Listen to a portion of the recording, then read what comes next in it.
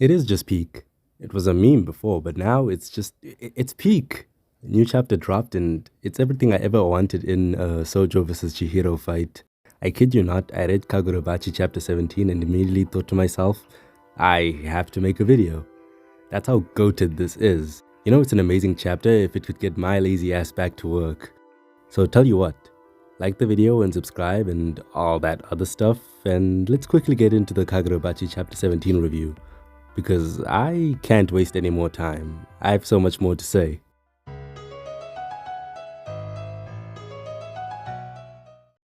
Recapping from the previous chapter, which I will admit I was already making a video for and had to scrap because remember when I said I was super slow? Yeah, so let me give a quick opinion on that chapter.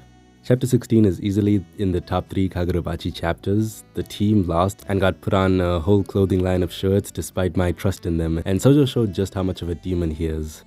Chihiro got Cha out of danger and now it's a 1v1 with Sojo. The narrator sold this fight as the big showdown, making it a point to mention it would only be ephemeral. According to the narrator, the fight was only going to be just 12 seconds long. I was curious how that could work out and whether it would just be a single exchange, but what we got in chapter 17, it did not disappoint. Chapter 17 starts us off at exactly 12 seconds on the clock and takes us for a ride throughout the entire time all the way until the timer hits 0000. I've never read a manga chapter that was structured like that.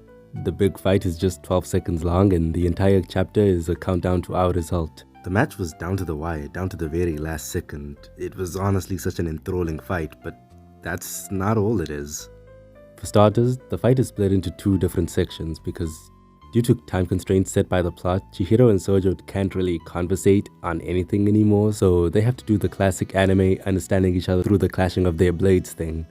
It's not my favorite trope, but I don't think it's used poorly here. So while this chapter hosts an amazing fight with some of the best art and most dynamic paneling thus far, it also has this ever-present narratively significant conversation between our fighters that it just constantly weaves in and out of without really feeling jarring each time we do a cut between the two. I don't understand the significance of them eating sweets while doing this, but I like the image it conveys where it's like they're old friends reminiscing, but they're not old friends. They are quite literally actively trying to kill each other. But it's through this battle that they are coming to an understanding of one another. The way this chapter is written is just, it's so good, man. It's this exact section that makes this my favorite chapter so far. Chihiro isn't really talkative or expressive, so this is one of the chances we get a glimpse into his character outside of just observing his actions. Right now in this moment, he is conversing with his worst enemy yet. This guy who just killed a whole gaggle of his admittedly not really plot relevant acquaintances, even without really being close to any of them, but also on top of his view of Sojo in general, he is carrying an aura of bloodlust even in this calm interaction. But the most important part of this section is what these two talk about. Here we have someone who views himself as Rokuhira Kunishige's biggest fan, someone who considers himself the only one who understands the legendary swordsmith, and he's out here speaking to Kunishige's son, someone who does understand Kunishige. Throughout the whole conversation, Sojo is realizing what he idolized was an idea of Kunishige he had. He never really knew the guy.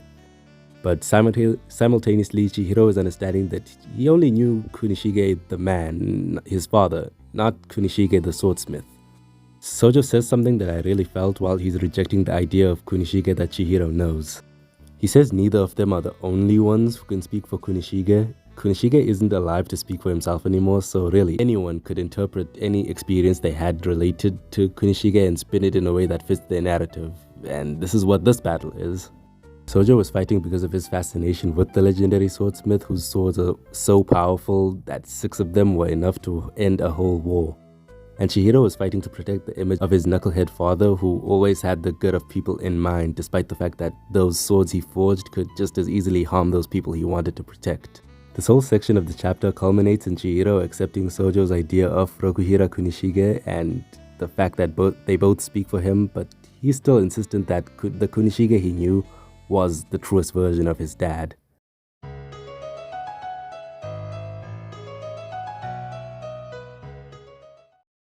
Now with all that out of the way, I can finally gush about how good the physical fight was. The narrator isn't a liar. It is 12 seconds. There's even a timer for it. See? Sojo's more powerful Mei versus Chihiro's new Nishiki. Both of these levels up in their skills has elevated their fighting skills to a new level.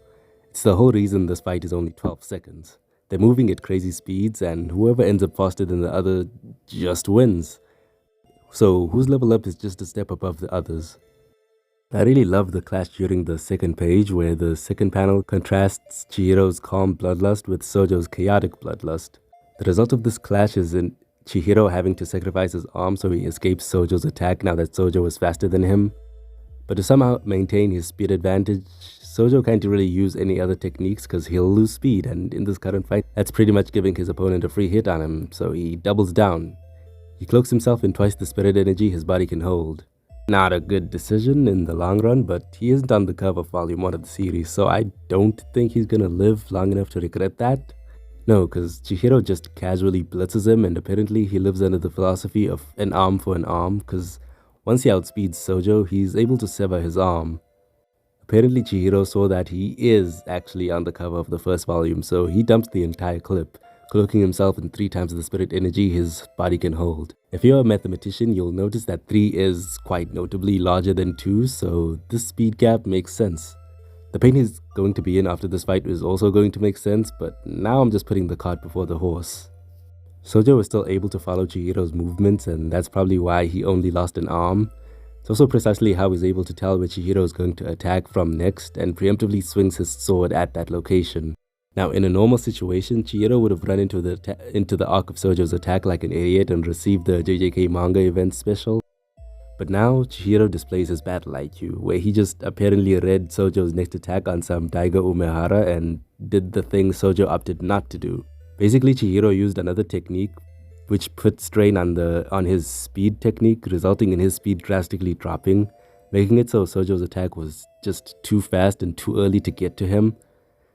This creates an opening for Chihiro to use Kuro to seal the deal while Sojo is still in his recovery frames. Sojo apparently couldn't Roman cancel to make the move safe on whiff, and the 12 seconds ends with Chihiro landing the sickest whiff punish. Chihiro wins.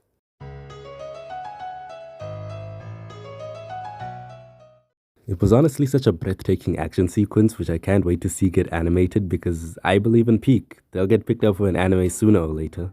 But again, I'm putting the cart before the horse. This fight on its own would have been hype, but it wouldn't really have all that much substance on its own, which is why the conversation section was so necessary and made the fight hit all the more harder.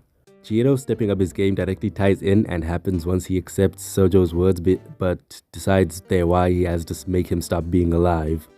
Of course, that's why it was structured that way, no duh, but I think it's definitely worth pointing out. But what do you think? I'd love to hear your thoughts on Kagurabachi so far, so hit me up in the comments. Subscribe if you haven't already. I'm serious this year. I'm hitting at least 1k subs, but the real goal is 10k. I'm counting on you. Also, let me know if you'd like to see more Kagurabachi content on the channel. I'm going to make more anyway because I really enjoy the series and this channel is me talking about things I enjoy, but I'd like to see how it'll do on the channel.